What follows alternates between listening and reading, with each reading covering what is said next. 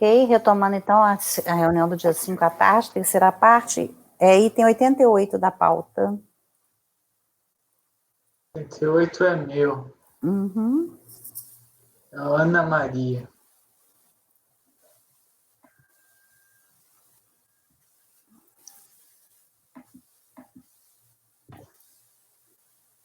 Recurso voluntário contra acórdão de impugnação da RJ Belo Horizonte, julgou procedente em parte, lançamento veiculado no Mané FLD, certificada em 8 de 5 de 2006, a envolver a competência 6 de 2005, rubrica segurados, empresas, Satrat, terceiros, apurada a partir de aro.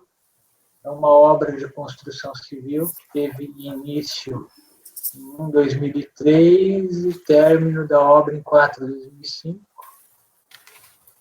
Alegou sobre redutores, questionou terceiros, legalidade da multa, taxa Selic. Em face da documentação apresentada com a impugnação, o julgamento foi convertido em diligência, a autoridade lançadora opôs pela retificação parcial, conforme informação fiscal, tendo o impugnante se manifestado pela incorreta aplicação dos redutores. Transcrevo as emendas, foram reconhecidos redutores, intimado do acórdão de impugnação, novamente bate na questão dos redutores, nas contribuições para terceiros, vai tratar do INCRA, FNDE, SEBRAE, adentra numa alegação de legalidade da multa, vai atacar a taxa Selic, vai falar sobre provas. Este é o relatório, intimado em 14 de 2, recurso em 17 de 3, tempestivo, tomo conhecimento sobre os redutores. Na impugnação, postulou-se a aplicação do redutor de 75% para uma área de 100 metros quadrados de estacionamento térreo, de 12,1 metros quadrados para terraço, no piso superior, e 84,79 metros quadrados de pilões.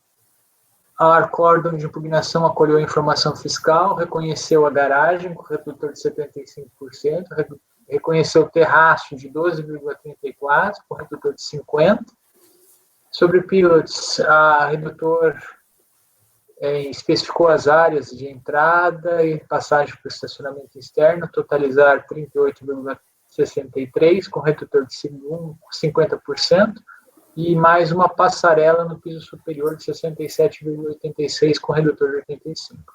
Segundo a recorrente, apenas parte dos redutores teria sido acatada, devendo ser observada a redução de 75% para estacionamento, pilots, térreo, por não possuírem cobertura. Não prospera seu conformismo em relação ao estacionamento, que já foi reconhecido até o de 75%. Para o terraço, a recorrente não apresentou prova a demonstrar que os mesmos não foram construídos com cobertura, tendo a fiscalização asseverado que verificação no local revelou serem cobertos. Em relação à área de pilots, o argumento de ser cabível o redutor de 75%, por não ser coberta, contraria a própria natureza do emprego desse sistema construtivo, em que a edificação é sustentada por grelha de pilares ou colunas, a deixar vão coberto. Até cito aqui que desde a IN6 já se tem a definição como área coberta sustentada por pilares que corresponde à projeção da superfície do pavimento imediatamente acima. Correta, portanto, a adoção do redutor de 50%.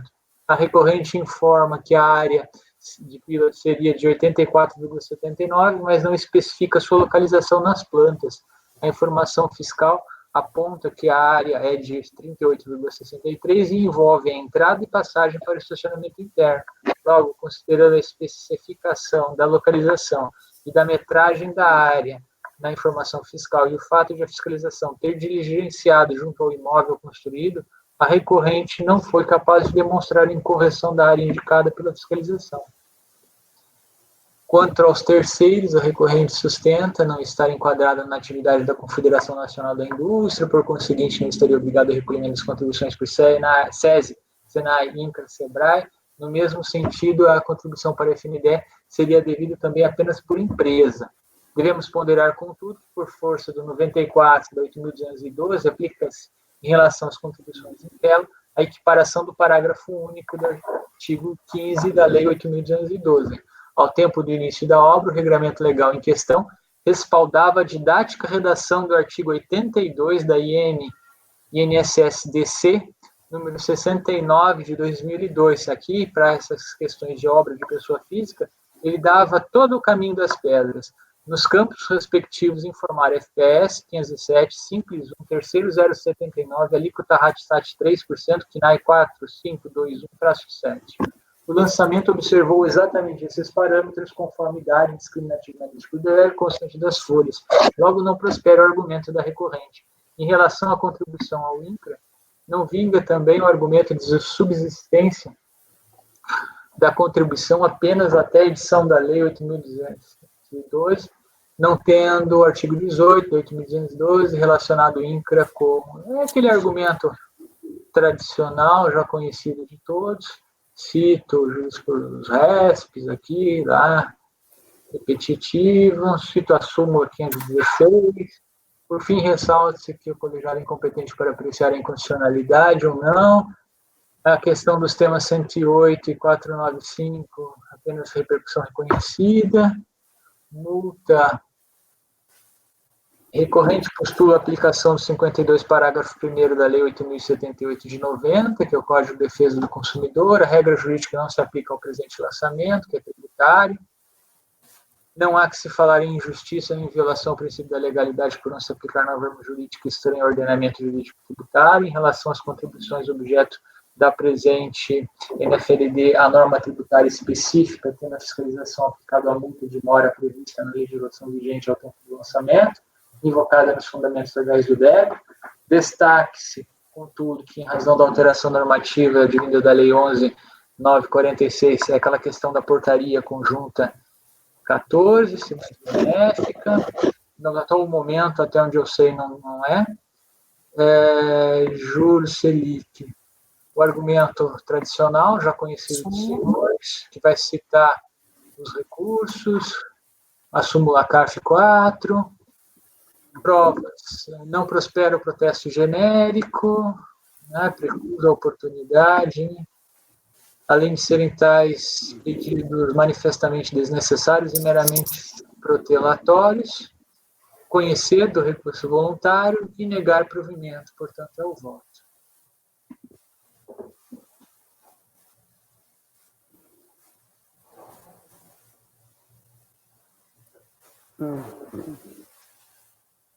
Perguntas?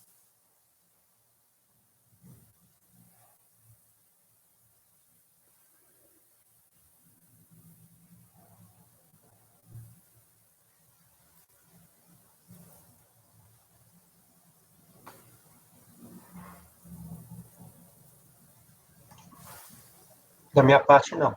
Então, votamos. Acompanho o relator. Acompanho. Acompanho. Acompanho. Acompanho. Acompanho. Então, 88, por unanimidade, votos negar provimento ao recurso. 89.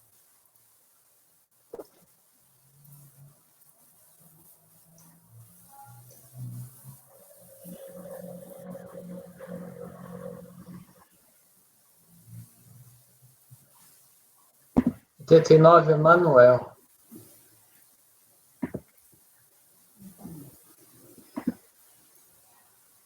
Gomes da Costa. Trata-se de recurso voluntário interposto em face de decisão.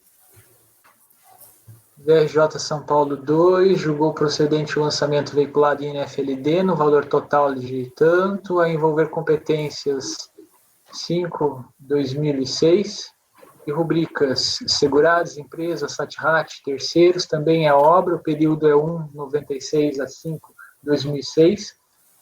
Em síntese, alegou decadência.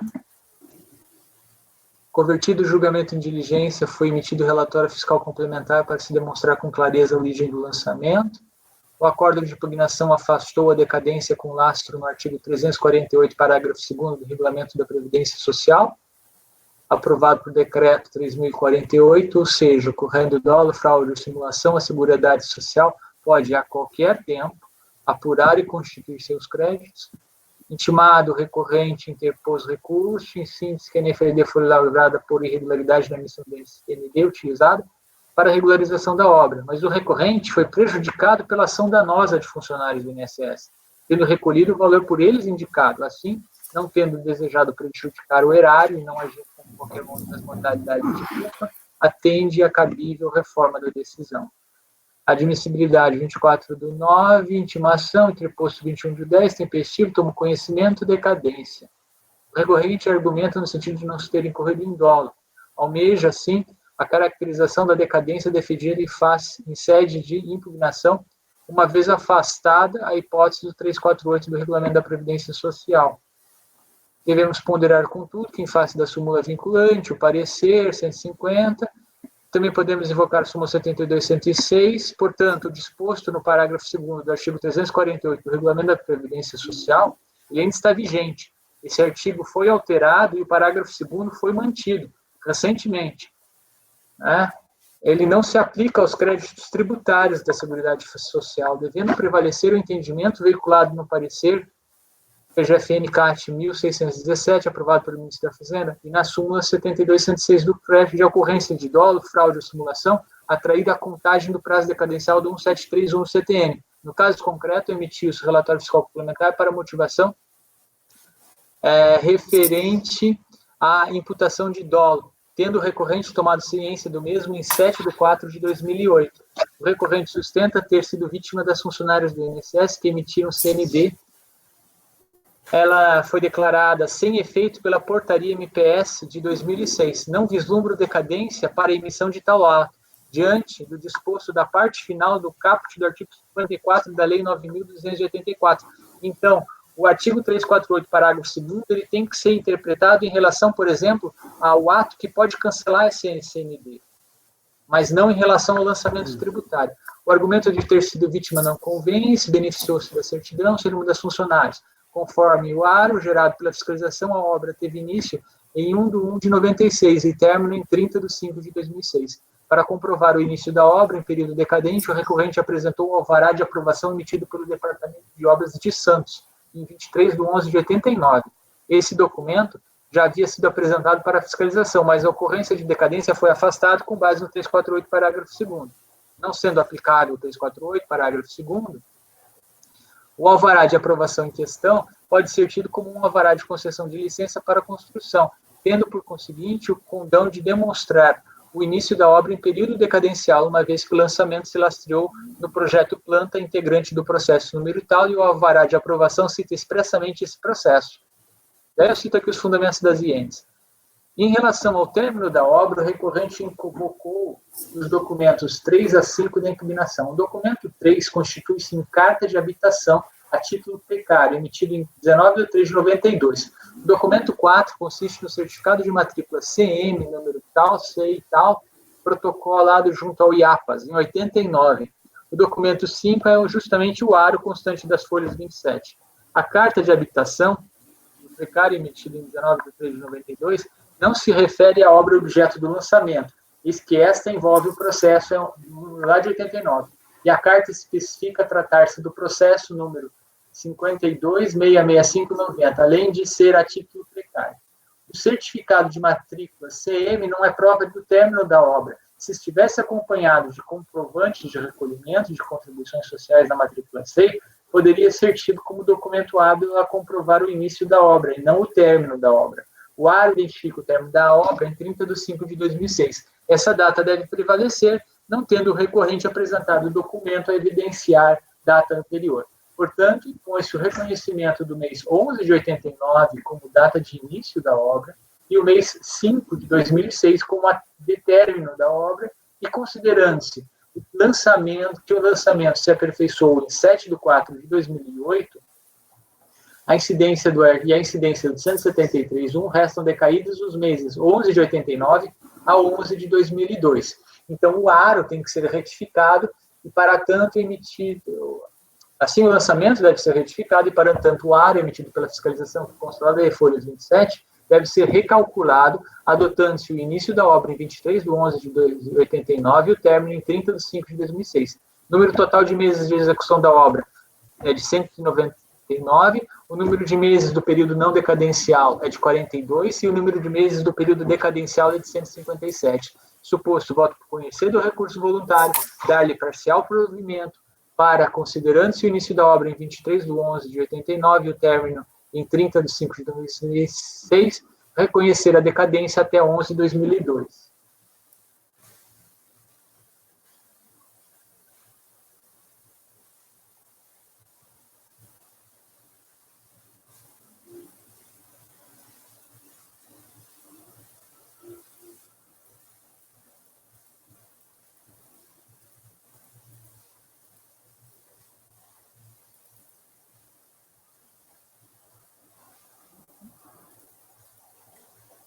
Então, alguém quer perguntar alguma coisa?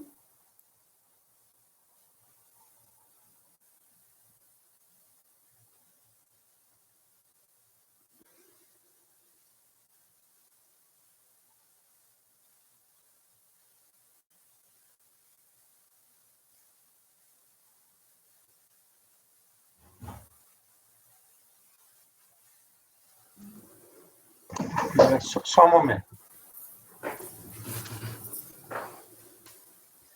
Então a decadência vai até novembro.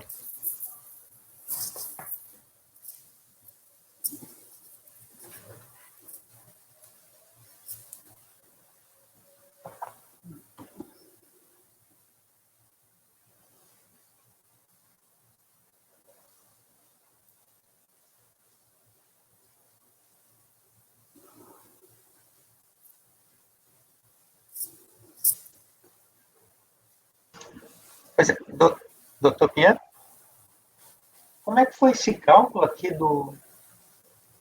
da decadência?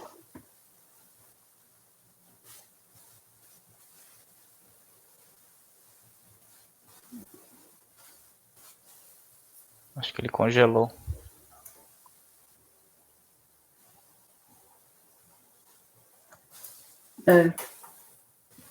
Eu considerei 7 de 2000. Estão me ouvindo? Agora sim. Olá. Aqui, o relatório fiscal complementar ele foi cientificado em 7/4/2008. Tomei como base essa data.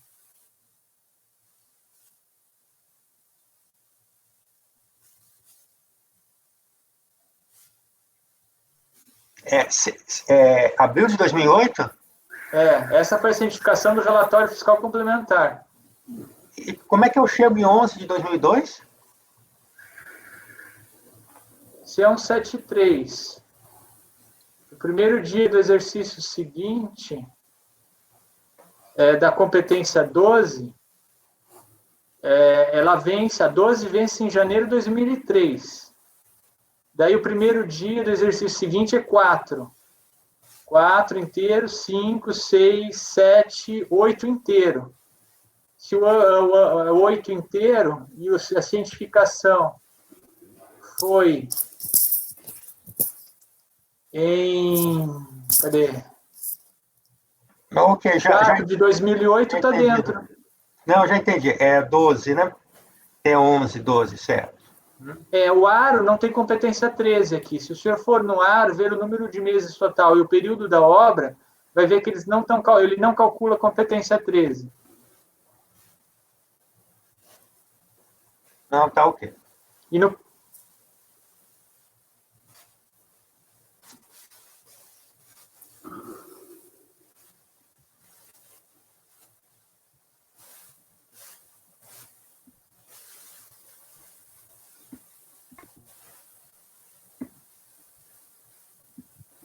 Pronto? Botamos? Da minha parte, sim, eu acompanho o relator. O provimento... Parcial. Provimento parcial, recurso voluntário para reconhecer a decadência até 11 de 2002, certo? Raide? Acompanho. André? Acompanho. Então, por unanimidade, o voto dá provimento parcial para reconhecer a decadência até 11 de 2002. Assim fica melhor, né, com tudo no processo. 90. 90.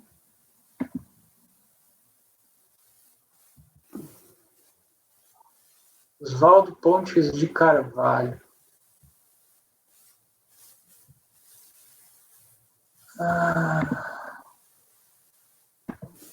Só ajustar a letra aqui. Vamos ver, o acórdão, é um recurso voluntário contra um acórdão da DRJ de Brasília, também procedente em parte, uma notificação que envolve obra iniciada em 10 de 93 e terminada em 11 de 2004. Na impugnação, a decadência parcial trata do redutor da decadência, juros e multa. Convertido o julgamento em diligência, foi produzida informação fiscal intitulada Relatório Fiscal Complementar, a reduzir o período da obra pela adoção do encerramento na data de 29/4 de 2003 e sustentar o cabimento de retificação pela utilização do redutor de 50%. Cientificado, o contribuinte apresentou manifestação, nova diligência comandada, se manifesta por nova redução da retificação, emitido o acórdão, eu transcrevo, após a aprovação do acórdão, o despacho da relatora e da presidente da 6ª turma de julgamento diz que, como eles desconsideraram uma manifestação, ainda assim o acórdão se mantinha porque não houve prejuízo, né, porque ele veiculou os mesmos argumentos que já constavam do processo. E daí, intimado, veio uma alegação de decadência parcial, de decadência dos valores devidos a outras entidades, multa e juros. Admissibilidade, intimado em 12/3, interposto em 3/3, tempestivo, preenchidos os requisitos, toma conhecimento, conversão do julgamento em diligência. A fiscalização afirma que não foram apresentados documentos a demonstrar o término da obra, havendo, em 17/3 de 94, havendo a BIPSE a revelar o término da obra em 29/4 de 2003. Nas razões recursais, o recorrente sustenta que a obra estaria concluída em 17/3 de 1994. E ele cita um documento da própria PS, do processo que ele tentou regularizar, e esse processo aqui foi justamente o que deu ensejo à informação, à comunicação da fiscalização para efetuar o lançamento de ofício. E nesse processo, a APS faz uma referência que a obra não estaria alcançada pelo Instituto da Decadência, pois teve seu termo em 17/3 de 94, conforme auto de embargo número 763 de 94. O documento em questão consta da folha 40 e folhas 48 e menciona a matrícula SEI. Menciona a matrícula SEI, que é exatamente o objeto do presente lançamento, e o processo tal da gerência executiva do INSS de Taguatinga. Contudo, não se trata de documento contemporâneo ao período decadente, apenas fazendo referência ao auto de embargo, como o documento a revelar a data de término em 17/3 de 94. Nesse ponto, ressalta-se que o ABITSE foi emitido em 29/4 de 2003, faz referência ao processo número tal, com área de tanto um alvará de construção número tal de 2000, todos posteriores a 94. O recorrente apresenta parecer técnico datado de 2004 e firmado por inspetor de atividades urbanas no Núcleo de Fiscalização de Obras e Edificações do Governo do Distrito Federal, a informar, para fins de declaração de decadência, que verificação física no imóvel de área TAN de 1556/32 revelaria tratar-se de edificação com mais de 10 anos. Além disso, que as características foram observadas com consulta ao processo de 97, no qual se constatou um alvará de construção de 2000, expedido em 2000. A seguir, há uma declaração do chefe do Núcleo de Fiscalização de Obras e Edificação do Governo do Distrito Federal, datada de 13 de dezembro de 2004, a informar que a edificação construída com prédio comercial número tal, blá, blá, blá, alvará de construção de 2000, nome do senhor Oswaldo, com área de tanto, tendo como prestação, que consta em nossos arquivos. A obra encontra-se concluída desde 94. Mas qual que é o fundamento para ele falar sobre isso? O auto de embargo número 763 de 94. Portanto, a Flora, que foi determinante para a análise vertida nos documentos emitidos no âmbito do Núcleo de Fiscalização de Obras do Distrito Federal, o constante do auto de embargo, de 94. Em última análise, todos esses documentos apresentados pelo recorrente não são contemporâneos ao período decadente, ainda que façam referência a documento que seria contemporâneo, o auto de embargo. Consta dos autos ainda a declaração da Companhia Energética de Brasília, a informar cadastro de unidade consumidora no imóvel desde 77. Contudo, a existência de ligação de luz desde a década de 70 não é, do século passado, não é prova de término da obra. Logo, entendo cabível a conversão do julgamento em diligência para que a Receita Federal carregue aos autos cópia integral do processo, aquele da diligência executiva, aí caso nele não conste o auto de embargo 762, para que, quando da intimação do contribuinte para se manifestar sobre o resultado da diligência no prazo de 30 dias, abra prazo concorrente de 30 dias para a apresentação do auto de embargo 762/94, após a juntada aos autos da manifestação em respectivo documento ou da certificação de não apresentação no prazo fixado, bem conclusos. Portanto, eu voto por conhecer do recurso, converter o julgamento em diligência. Eu quero o documento contemporâneo, porque eu tenho outros documentos que fazem referência a ele, fazem juízo de valor, que ele prova a data do término da obra em período decadente. Mas eu quero fazer esse juízo de valor. Por isso que eu entendo cabível a diligência.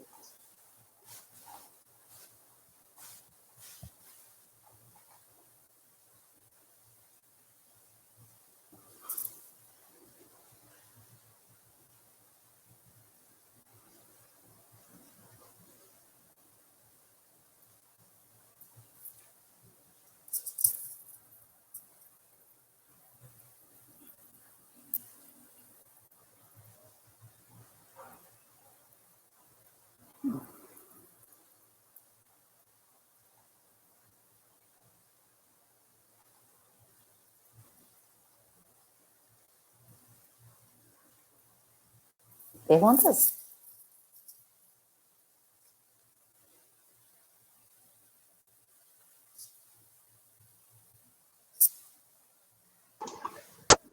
Da minha parte, presidente, Eu acompanho. se o relator tem dúvida, né? Uhum. Acompanho para conversão em diligência. Matheus? Acompanho. Acompanho. Acompanho. Por unanimidade de votos, converter o julgamento de diligência. 91. Andréia. Item 91, Caçar Engenharia. O processo ele trata de notificação fiscal de lançamento de débito em FLD, referente às contribuições destinadas à Seguridade Social atinentes à parte do segurado, da empresa, de URAT e terceiros. De acordo com o relatório fiscal, o valor tributável foi apurado com base nos valores nominais das notas fiscais de serviços apresentados, de acordo com o contrato de empreitada. Os registros contábeis relacionados não foram realizados por obra, mas de forma centralizada, possibilitando a identificação dos fatos geradores das contribuições previdenciárias. As folhas de pagamento não foram efetuadas por obra, mas também de forma centralizada. O valor da mão de obra utilizada na execução dos serviços contratados, de acordo com o artigo 427 da Instrução Normativa 03 de 2005, foi apurado por aferição indireta, adotando os valores de 40% a 50% do valor total dos serviços.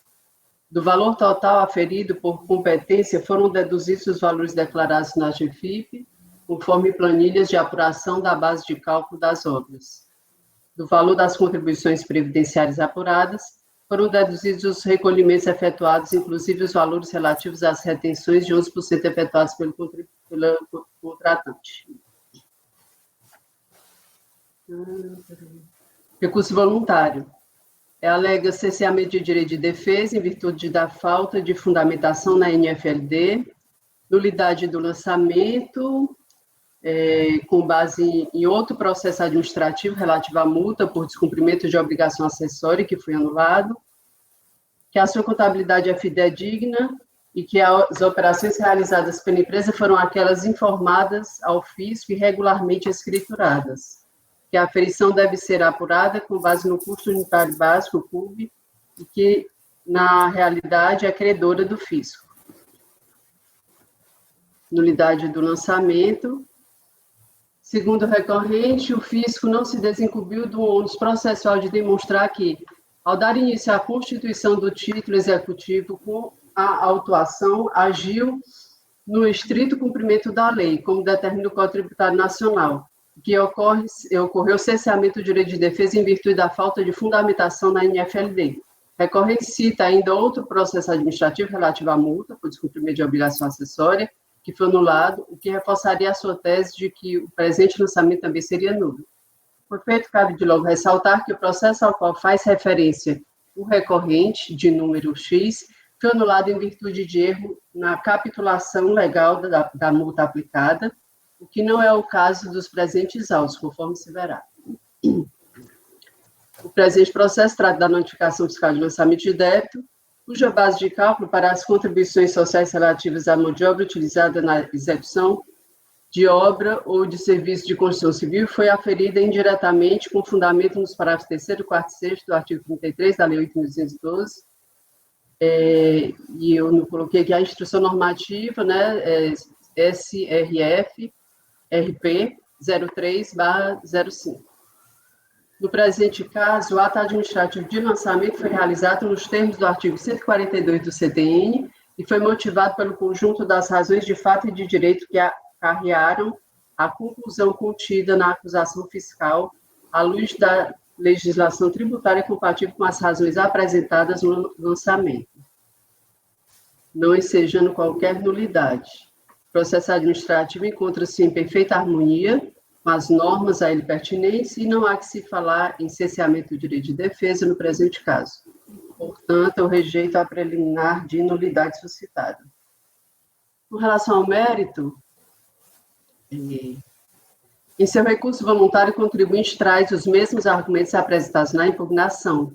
Se insurge contra a aferição indireta, afirma ser inevitável o reconhecimento de que sua contabilidade é fidedigna e que as operações realizadas pela empresa foram aquelas já informadas ao fisco e foram regularmente escrituradas, sendo, até prova em contrário, fato jurídico escoimado de qualquer incerteza quanto à sua validade, existência e eficácia.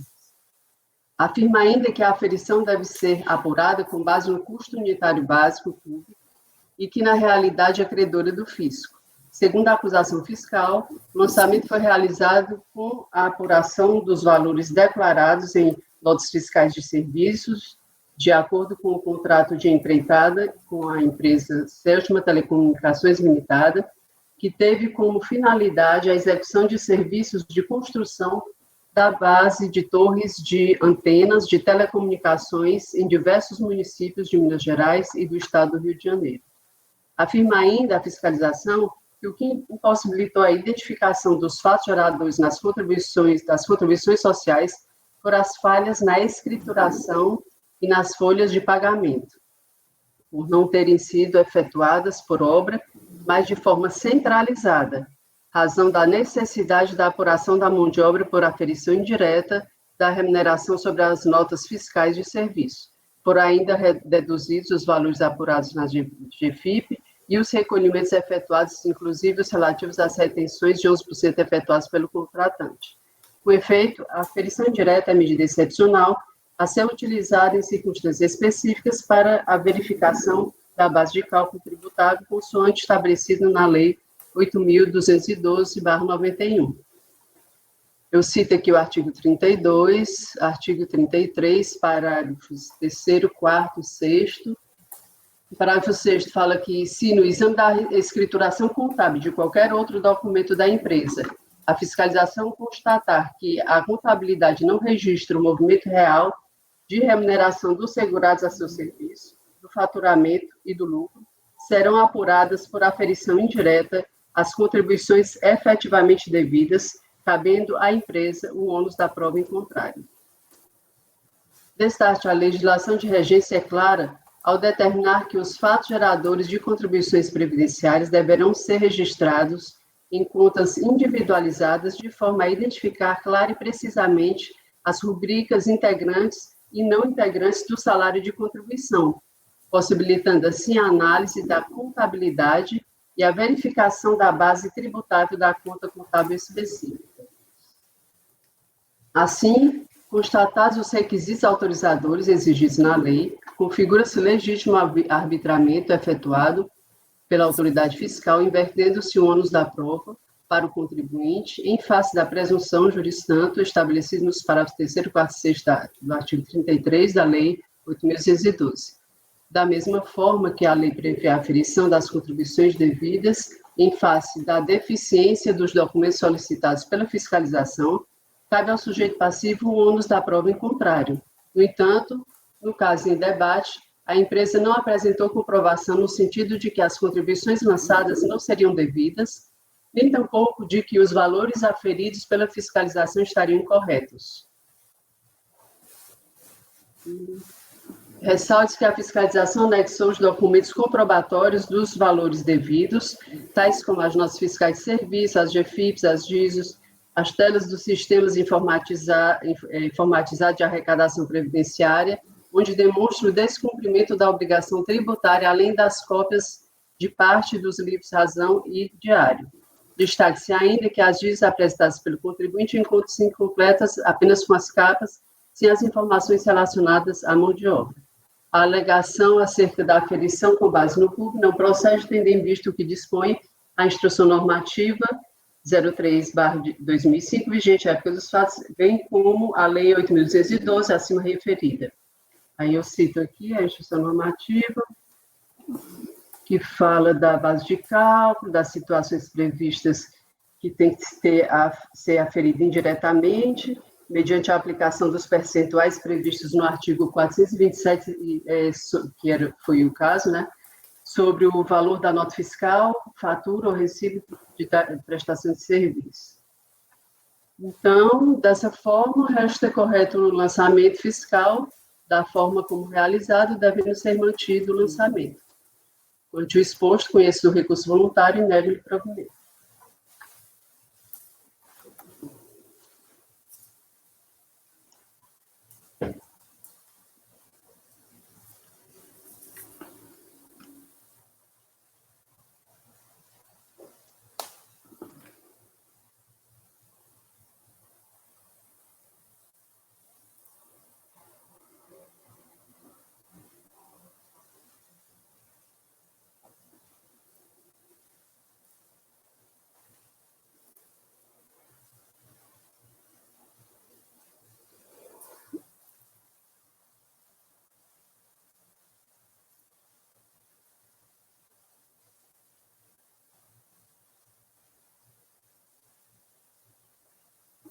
Perguntas?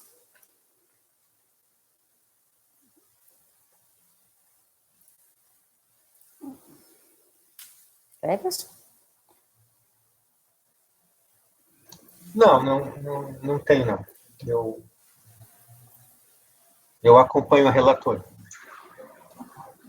Matheus? Acompanho. Acompanho. Acompanho. Acompanho. Acompanho.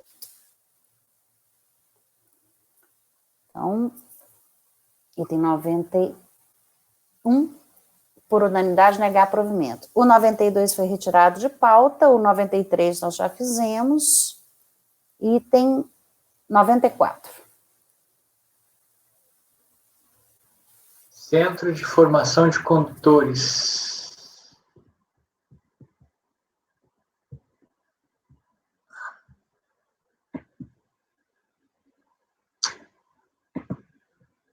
Aqui. Recurso voluntário, em face de decisão de RJ Florianópolis, julgou improcedente a impugnação quanto ao auto de infração. Competências 1/2009 a 12/2009, cientificado em 9/12/2010, do relatório extrai-se que se trata de um auto de infração de contribuições sociais, as contribuições a cargo da empresa, patronal, cota, SAT, RAT, códigos de levantamento 12, 13 e 14, também envolveu contribuinte individual. Eu transcrevo aqui os trechos do relatório fiscal. Da impugnação, ele alega tempestividade, exclusão do simples, devido ao processo legal, ausência de manifestação, inconformidade, incompatibilidade de auditoria, vai tratar de recolhimentos. Colaciono as emendas do acórdão de impugnação. O recurso veicula as alegações de tempestividade, vai tratar da exclusão do simples, falar sobre o devido processo legal, o contribuinte não teria sido regularmente intimado, vai falar tudo isso direcionado ao processo de exclusão.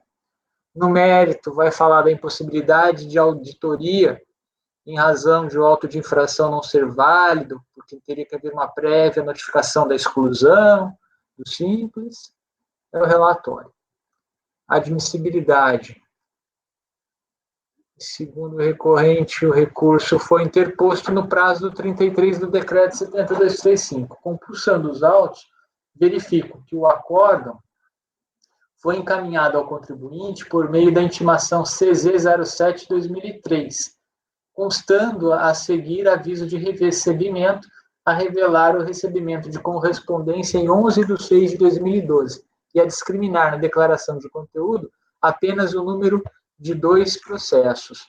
Apesar de, na declaração de conteúdo, constar o número do processo e não o número da intimação, a indicação do número do processo e proximidade de datas da intimação e da recepção da correspondência geram a convicção de que a intimação CZ foi recepcionada em 11/6/2012, tendo a intimação do acórdão se dado em 11/6 e a interposição do recurso se operado em 25/11/2013, o recurso voluntário é intempestivo por extrapolar o prazo legal de 30 dias, contados da ciência da decisão de primeira instância. E suposto voto por não conhecer do recurso voluntário.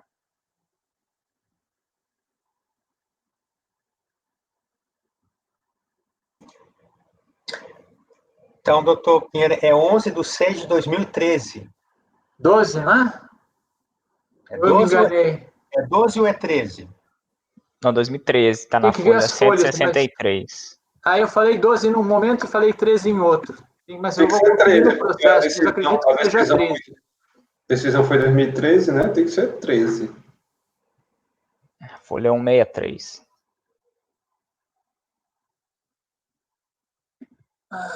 Esse é o 94.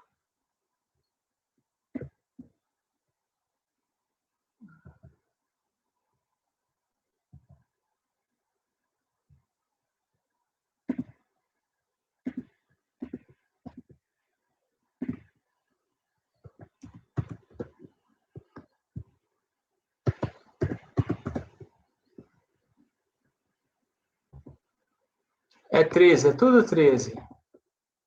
O acórdão é de 14 de março de 2013. A intimação é de 6 de junho de 2013. E o AR, com a data do recebimento, é 11/6/2013.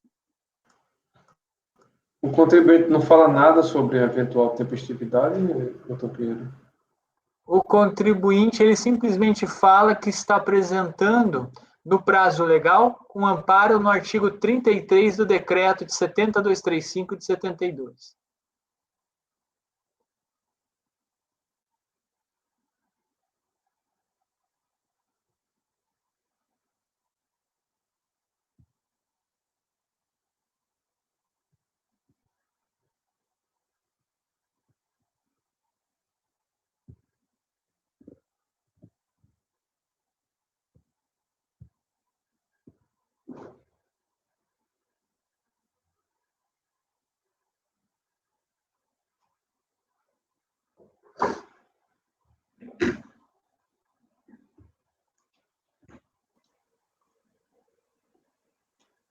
Da minha parte, não tenho dúvida.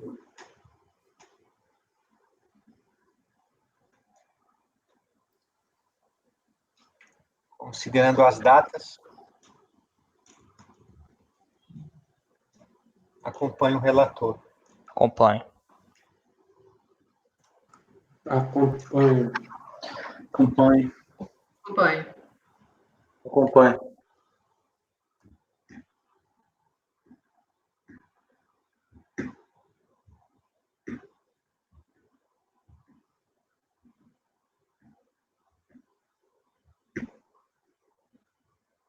Doutora Miriam, seu microfone está fechado. Gente, eu tô aqui falando um tempão, e vocês nem para me avisar. Tá tudo certo, mas todo mundo já votou? Então tá ótimo. Por unanimidade, não conhecer por intempestividade. O outro é igual? É do mesmo contribuinte? É o mesmo contribuinte, é o outro processo que é citado nesse AR aí. Só que neste outro processo, aí a impugnação foi tempestiva.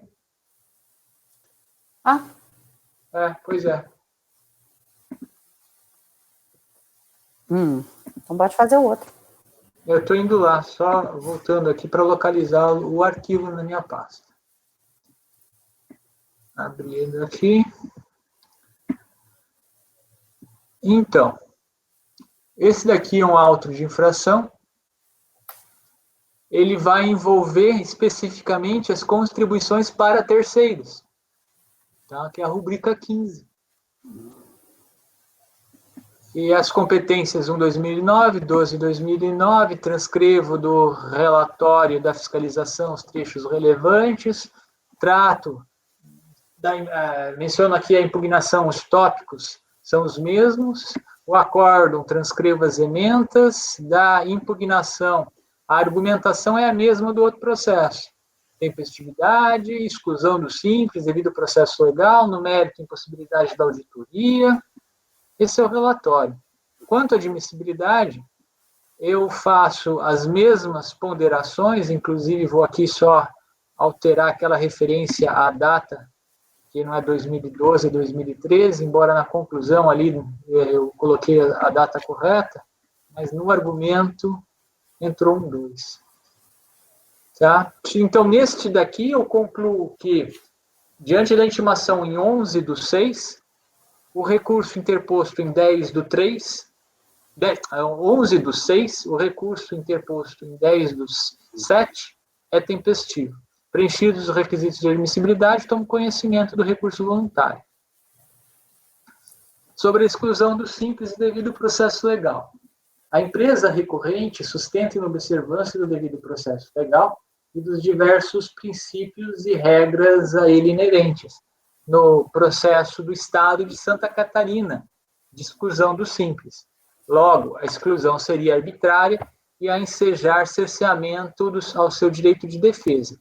Para comprovar sua alegação, a recorrente sustenta acarrear aos autos cópia do processo administrativo 30.4487, com as razões recursais foram apresentados os documentos de folha. Na folha 129 está a folha de rosto, mas não se trata de um processo do Estado de Santa Catarina, mas da Prefeitura Municipal de Criciúma, dela constando estar arquivado desde 8/1/2009. Na próxima folha, há uma tela dos simples entes federativos a revelar lista de eventos de empresa diversa. Nome e CNPJ não são os da recorrente. Nas e-folhas seguintes, consta a relação de contribuintes e seus respectivos CNPJs, dentre eles o recorrente com indicação de haver dívida ativa. Nas e-folhas 125 e 128, consta contrato social e alteração contratual. Na e-folha 124, a cópia de carteira de identidade.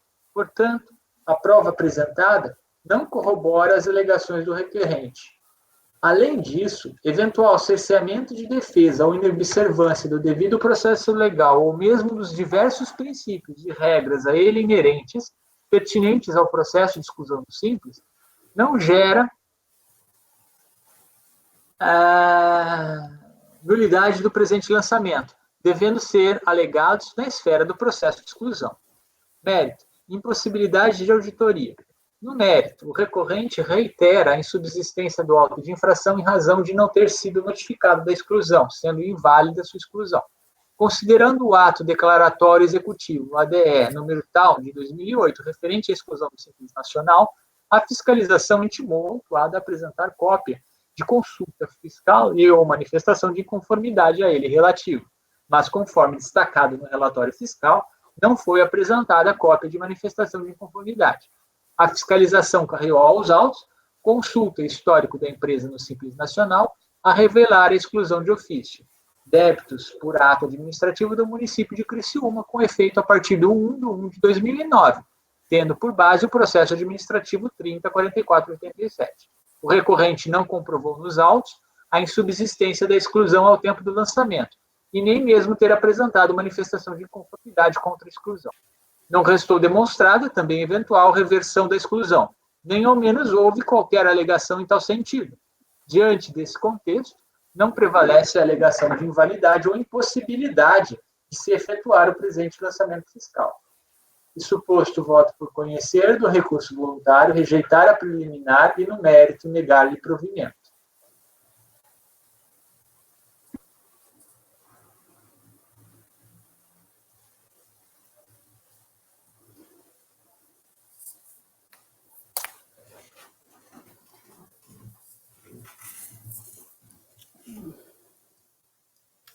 Perguntas?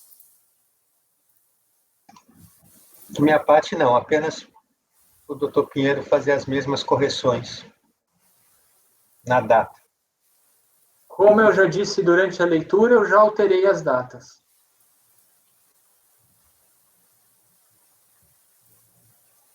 Então, Cleberson.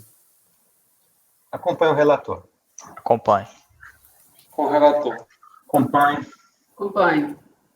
Acompanhe.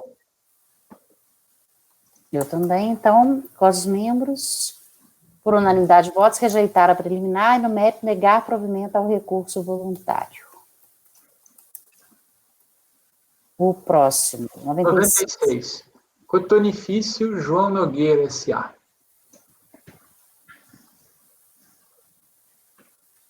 Recurso voluntário em face de decisão do DRJ Recife, que julgou procedente o lançamento veiculado em notificação fiscal de lançamento de débito, no valor total de tanto, competência 3/2002 a 11/2006, cientificado em 20/12/2007.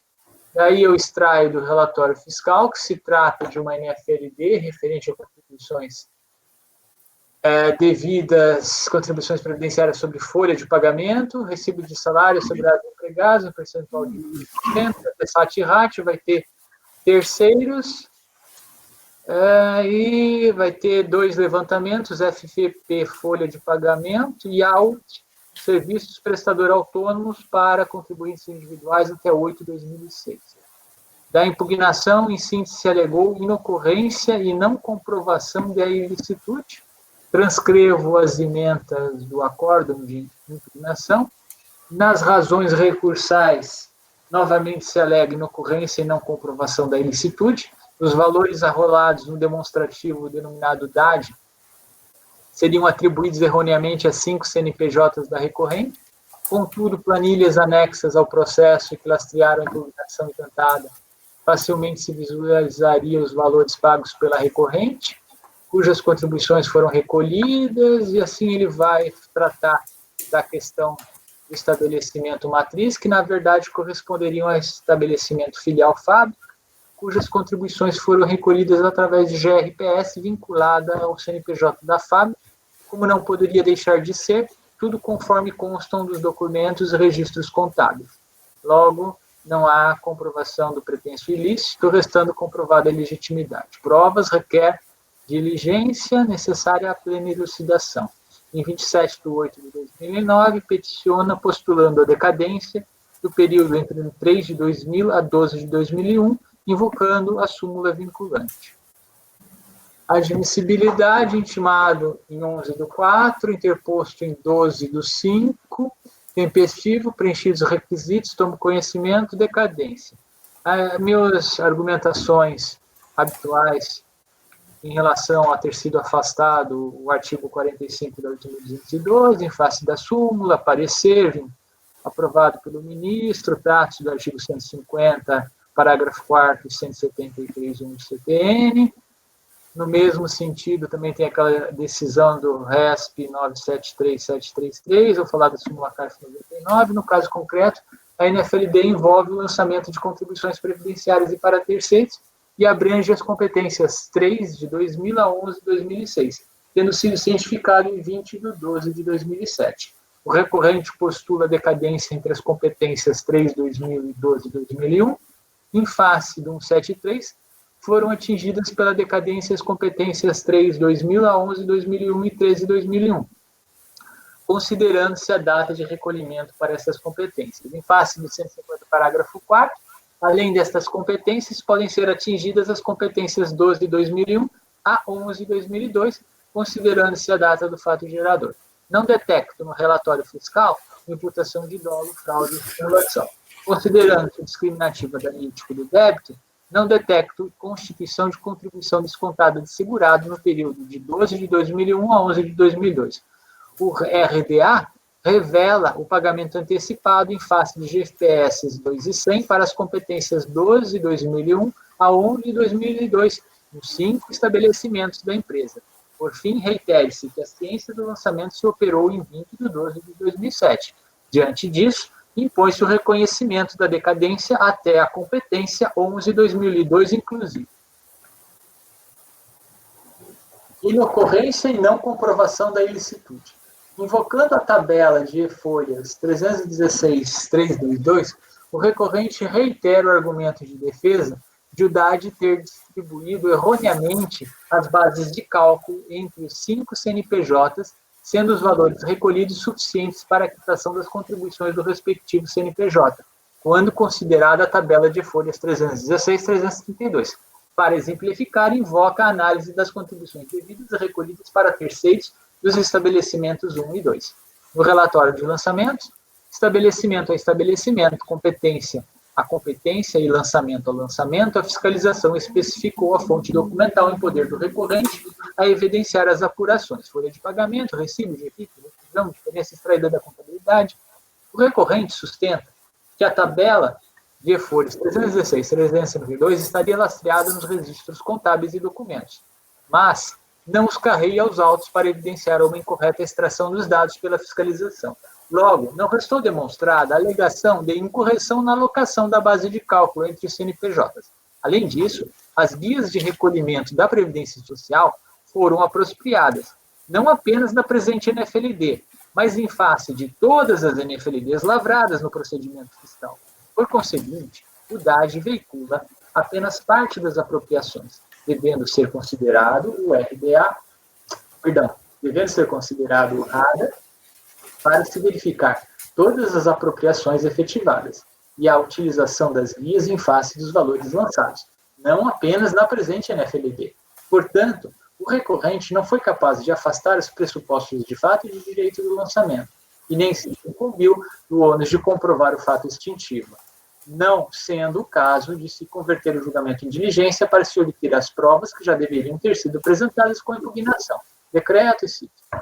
Isso posto, voto por conhecer do recurso voluntário e dar-lhe parcial provimento para declarar a decadência até a competência 11 de 2002.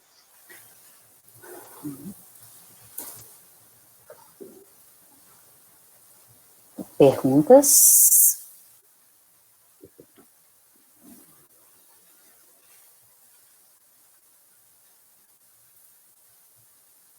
Só um momento.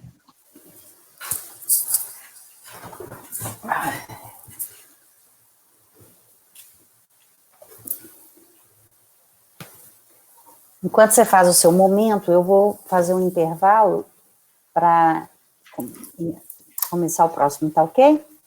Intervalo de 5 minutinhos, enquanto você acaba de olhar, porque eu tenho que terminar o expediente aqui.